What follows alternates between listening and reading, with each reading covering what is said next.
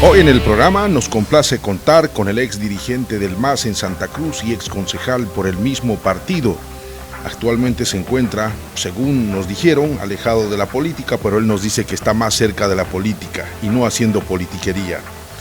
Hoy con nosotros el doctor Osvaldo Peredo, más conocido con cariño como Chato Peredo. Doctor, un placer tenerlo en el entrevistado. Muchas gracias por acceder. Muchas gracias. Nos animamos a analizar el tema de Octubre Negro luego de 10 años.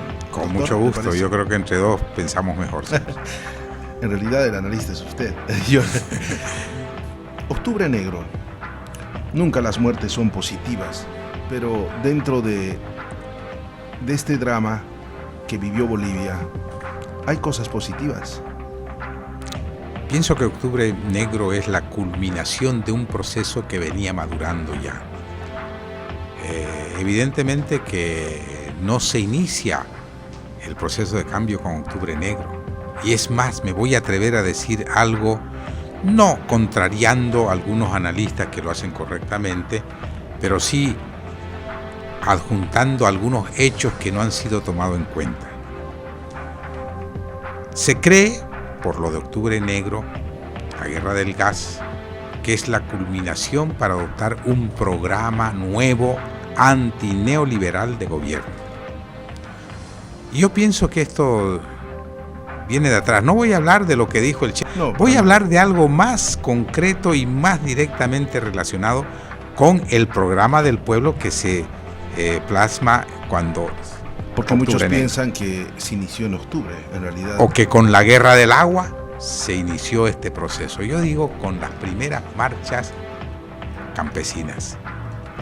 Yo creo que todavía sigue habiendo una miopía andinocéntrica con respecto a la lucha de los pueblos de las tierras llanas, de las tierras bajas. La primera marcha es en 1990. Y acuérdense de esa primera marcha que entonces la dirigió Marcial Fabricano. Sí, Marcial Fabricano fue.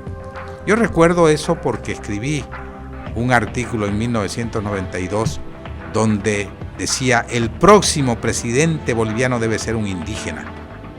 Y podría ser, no se conocía Evo entonces, Marcial Fabricano. 92, estoy hablando antes de la fundación del MAS, el que fue el 95. Entonces, ¿qué planteaban los indígenas? Estaba gobernando Jaime Paz Zamora, entonces, el 90. Y los indígenas planteaban inclusión,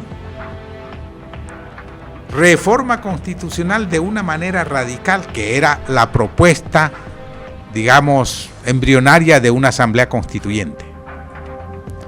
¿Qué proponían los indígenas en aquella? La inclusión, una asamblea constituyente y algo que todavía no se ha tomado en cuenta: tierra, territorio y territorialidad. ¿Qué significa territorialidad? Un manejo de acuerdo a las condiciones de los verdaderos dueños de la tierra, los indígenas, para legislar sobre los Andes, sobre la Amazonía, sobre el Chaco. Eso es, ya los indígenas habían tomado sus previsiones y se reunían en asambleas en el Parlamento andino, en el Parlamento chaqueño, antes de todo eso. Entonces hay que tomar en cuenta la lucha de las tierras bajas, que es ignorada, incluso yo digo, por nuestros propios dirigentes en la actualidad. Y lo digo con el mejor espíritu autocrítico. Entonces, ¿Para entonces se conocían ya los bloqueos de don Evo Morales? Todavía no. Estamos hablando de 1990. Las primeras marchas indígenas fueron de las tierras bajas. Y el primer planteamiento, yo diría programático, se plantean en ese momento, ¿no? Los recursos, la inclusión, porque se habla simplemente de las luchas del Alto, sin desmerecer nada de lo que ha pasado en el Alto, que es la lucha porque los recursos naturales sean del pueblo y no sean administradas por el Estado, fíjese. Es evidente una conquista en ese momento.